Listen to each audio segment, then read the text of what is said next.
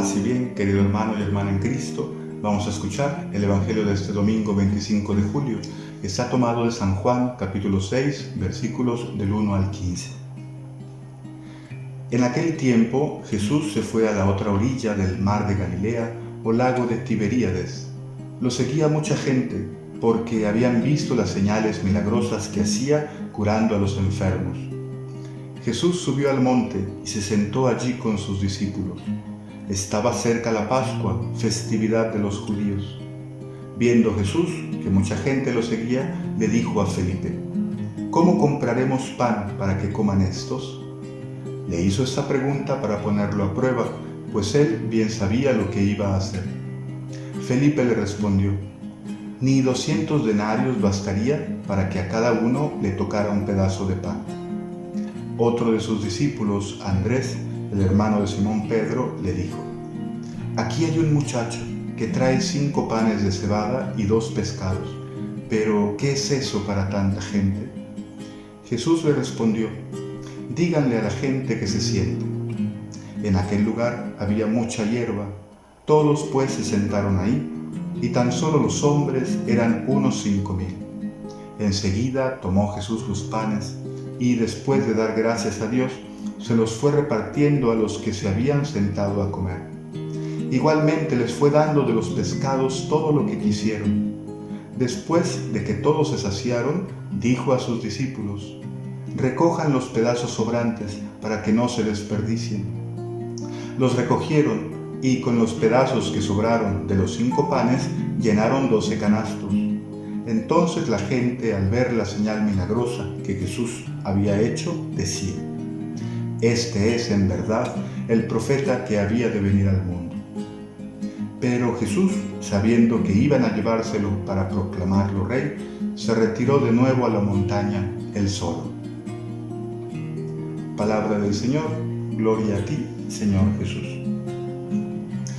En este Evangelio, que comúnmente conocemos como el de la multiplicación de los panes y los peces, te invito a que busquemos el sentido más profundo, porque de hecho Jesús no quiere ser reconocido como el milagrero.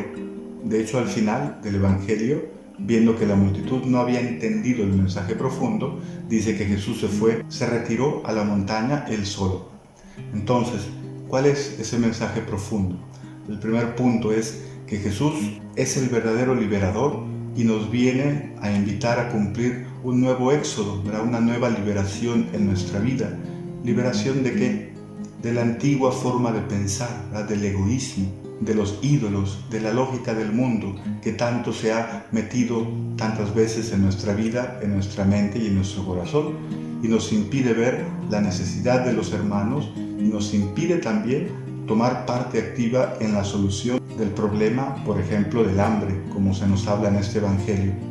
Este Evangelio no promueve ni un socialismo, ni un marxismo, ni un capitalismo, ni nada, ¿verdad? Lo que promueve es la apertura del corazón, porque Dios es capaz de obrar esa transformación interior y profunda en cada ser humano que acoge su mensaje. Dice pues que Jesús atravesó el lago, ¿verdad? Y aparte el Evangelio también nos dice que subió al monte y que estaba cerca la Pascua. Todas estas referencias nos deben hacer recordar a ese personaje, ¿verdad?, que es Moisés, que por indicación y voluntad de Dios liberó al pueblo, lo llevó a través del desierto, lo hizo atravesar el mar y buscó conducirlo hasta la montaña para adorar a Dios y reconocerlo como Dios, para que ellos fueran su pueblo. Entonces queda claro, ¿verdad? Jesús no es simplemente el que quiere ser reconocido como un milagrero, sino como uno que nos invita a recorrer un camino de profunda conversión y que busca introducirnos en una tierra nueva, donde podamos ser felices y mirarnos y vivir juntos como hermanos. La cuestión de este Evangelio es que la gente tiene hambre y Jesús quiere enseñar a sus discípulos a atender esta necesidad de sus hermanos. Y lo primero es llevarlos a reconocer la dignidad de cada ser humano, de las personas que van caminando con nosotros siguiendo a Jesús. Nadie es más, nadie es menos. Todos somos hijos amados por Dios y por lo tanto todos merecemos una vida digna. Y el primer paso para esto, pues, es reconocer la dignidad del que va a mi lado, de que yo no puedo vivir solo, de que formo parte de una comunidad.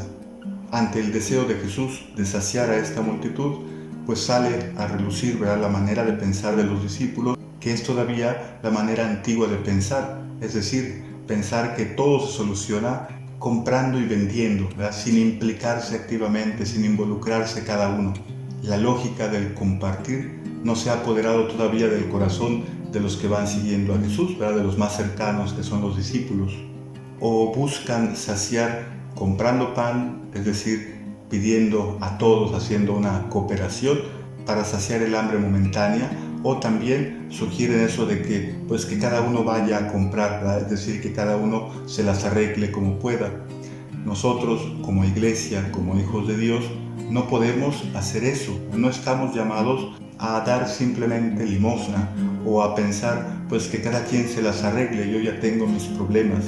Como hijos del reino de Dios, como hijos de Dios, nuestra manera de pensar debe ser distinta, debemos distinguirnos de la manera del mundo.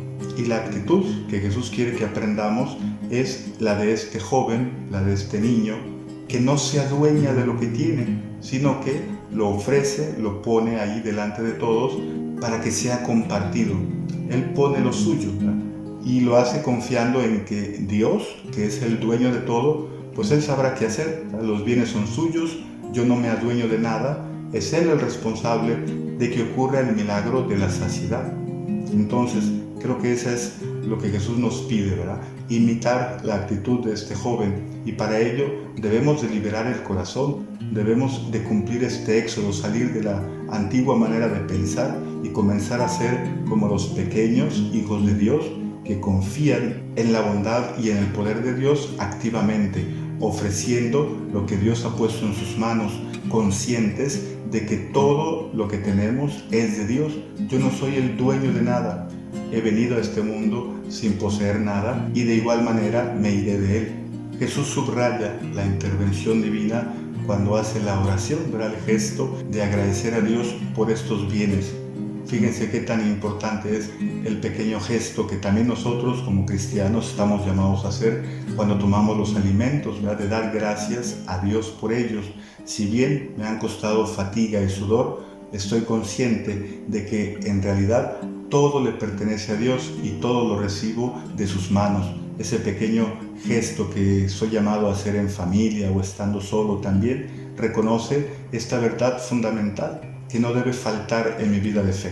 Haciendo así, de esta manera, no solamente los bienes van a alcanzar, sino que va a sobrar, es decir, todo esto basta, porque el Padre es quien ha hecho todo bien. Es solamente el mal y el egoísmo que se ha apoderado del corazón de los hombres el que crea, por ejemplo, el hambre en el mundo, el que crea los males en esta tierra.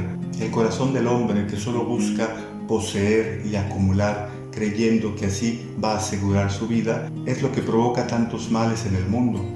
Ojalá que también nosotros sepamos enseñar esto a los que vienen detrás de nosotros, a los más pequeños, enseñarles realmente a compartir. Es un gran gesto, es una gran semilla que se debe sembrar en esos corazones para que en un futuro realmente esos jóvenes crezcan con una nueva mentalidad, ¿no? La fe que nos invita a reconocer que todo es de Dios y que nos invita a reconocer la dignidad de cada hermano y hermana que me rodean.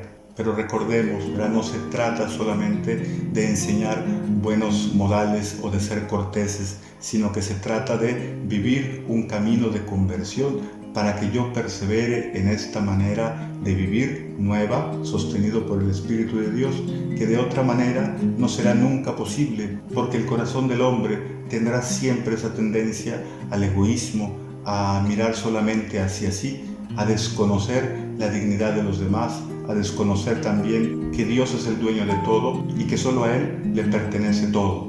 Y terminemos evidenciando la conclusión de este Evangelio.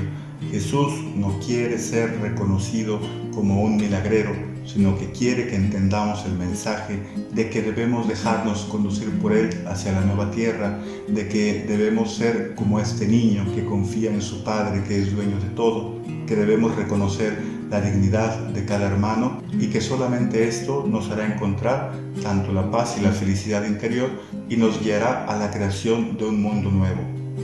Paz y bien, que Dios te bendiga, nos vemos mañana.